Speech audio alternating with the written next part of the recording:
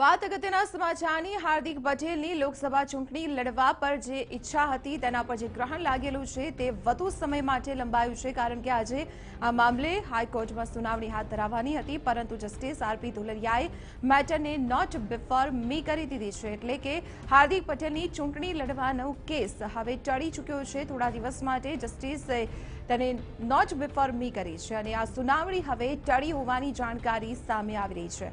આપણે જણાવી દઈએ કે હાર્દિક પટેલ પર વિશ્વકર્મા તોડફોડના કેસ મામલે 2 વર્ષની સજા તેને થયેલી છે। આ મામલે તેઓ અયોગ્ય ઠરે છે જો કે તેની પરમિશન માટે હાઈકોર્ટમાં અરજી કરી હતી। વિગતો મેળવીએ સંવાદદાતા સચિન પાટીલ પાસેથી। સચિન, શું અપડેટ?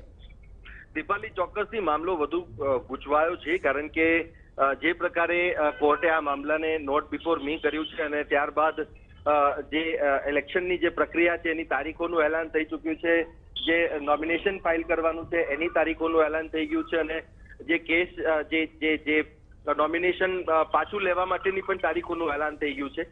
ત્યારે હવે હાર્દિક પટેલનો જે આ મામલો છે, જે એપ્લિકેશન કોર્ટ દ્વારા નોટ બિફોર મી કરવામાં આવી છે, એવામાં હવે આ મામલો જે છે અન્ય કોર્ટમાં જશે અને અન્ય કોર્ટ આ મામલે સુનાવણી કરશે। એવામાં જે શક્યતાઓ છે, શક્યતાઓમાં બની શકે છે કે જો તારીખો જે આપવામાં આવી છે ઇલેક્શન કમિશન દ્વારા નોમિનેશન ફાઇલ કરવાની અને ફાઇલ કર્યા બાદ એને વિથડ્રો કરવાની, ત્યારે આ તારીખો પહેલા જો આ ચુકાદો આવી જાય છે તો હાર્દિક પટેલ ચૂંટણી લડી શકે છે અને જો નહીં આવે તો હાર્દિક પટેલ માટેની જે મુશ્કેલીઓ છે, મુશ્કેલીઓ કહી શકાય કે ચૂંટણી લડવા માટેની જે બાબત છે, બાબતને લઈને શક્યતાઓ નહીવત થઈ જાય છે। એવામાં હવે આગલી જે તારીખ છે, તારીખમાં કઈ કોર્ટમાં સુનાવણી થશે અને જે લગભગ 15 તારીખની આસપાસ આ સુનાવણી થાય એવી શક્યતા અત્યારે કહી શકાય છે।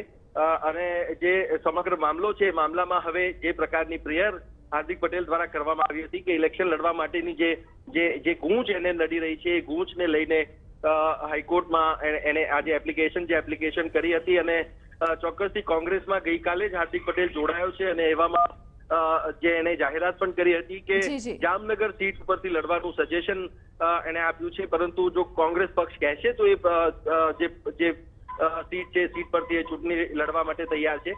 પરંતુ આ જો કાયદાકીય ગૂંચ છે, કાયદાકીય રાહત જો એને નહીં મળે તો એના માટે ચૂંટણી લડવું કહી શકાય। સચિન, તમામ આધાર આ કાયદાકીય ગૂંચ ઉપર અત્યારે ટકેલો છે। સચિન, આભાર માહિતી આપવા બદલ। તો આપણે જણાવી દઈએ હાર્દિક પટેલની ચૂંટણી લડવાના કેસની જે સુનાવણી આજે હાથ ધરાવવાની હતી પરંતુ જસ્ટિસ આરપી ધુલરિયાએ આ મેટરને નોટ બિફોર મી કરી દેતા આ કેસની સુનાવણી ટળી ગઈ છે।